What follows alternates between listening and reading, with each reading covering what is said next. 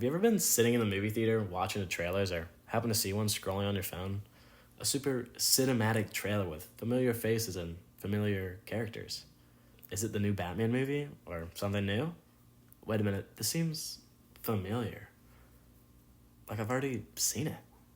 The trailer ends and it turns out to be a sequel for a movie that should have been forgotten about. These are the movie sequels no one asked for. It all starts with the money-hungry corporations trying to pull a quick one on the audience in an attempt to make the same movie twice. For years, these companies have been releasing movies no one has asked for, begging for us to buy a ticket and watch a lazy written movie. But over the years, I've started to figure out a formula to target these movies and save myself from watching them. The first characteristic of an unwanted sequel lies in the original movie. Is there a cliffhanger? This seems rather obvious, but for a sequel to take place, conflict still needs to happen in the first movie to build the plot for the next one. This is how so many beautiful trilogies like Christopher Nolan's Batman or George Lucas' Star Wars are created and loved by fans because they work off each other to create a beautiful story with great continuity. If there's no cliffhanger and a happy ending, what is left to build upon for another film? To solve this issue of not being able to drive the story, they use our next characteristic, a time gap. Huge time gaps or intermissions between the film give the writers room to write all the problems for this movie to use for the plot. This can mean that all the problems that are in the sequel never existed in the original, killing the continuity. This also can mean that the writers could have erased the main character's arc by placing him back in his old life or in a lower point in his life. Now, these issues the writers put in the sequel may not be completely out of thin air, but are usually stretched to where it can be unbelievable. And this is where time gaps have their problem. The stretching of trying to keep the continuity can create an unbelievable aspect to the plot that can cause the viewers to not be able to get fully immersed with the film. Or giant plot holes. Stretching can cause ripping, which lies to holes in the plot that disrupt the flow of the story. Now, if the film was low effort enough to pull an intermission, that can lead us into the next characteristic, lame titles. Lame titles are the most recognizable trait about unasked for sequels.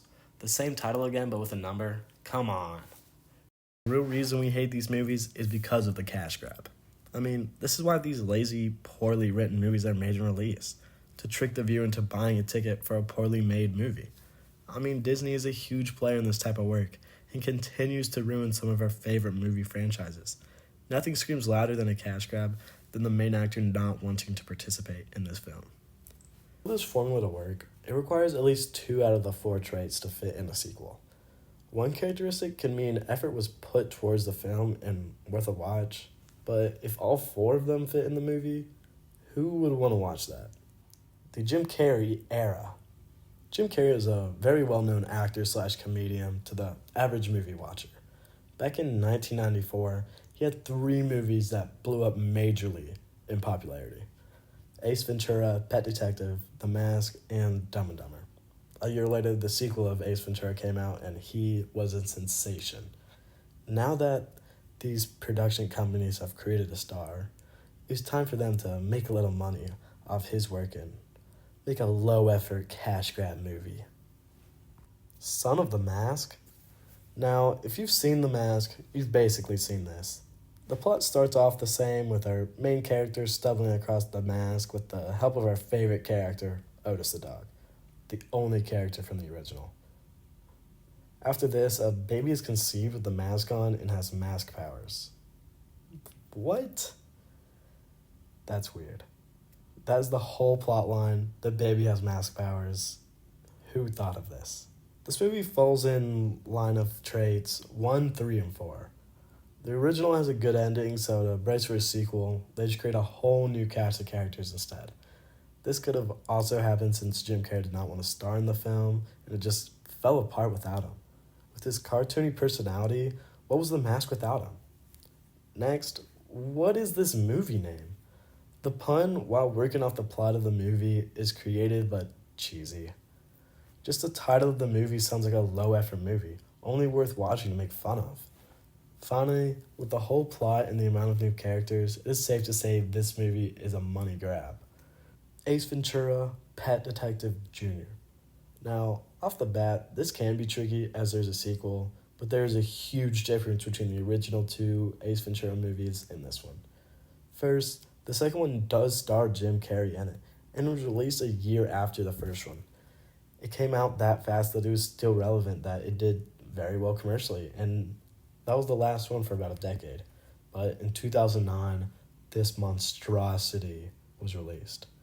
With the story picking up from a time gap and Jim Carrey having a son and abandoning him, this was not looking good. The plot the plot mainly follows around Ace Jr. and his friends to try to save some animals.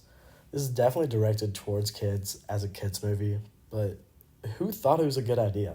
I mean, a 10-year-old most likely has not seen the other two movies, so who is the target audience? We have a bingo with this one right here. It marks off every trait from the formula. No cliffhanger, time gap, lame title, and it's definitely a cash grab.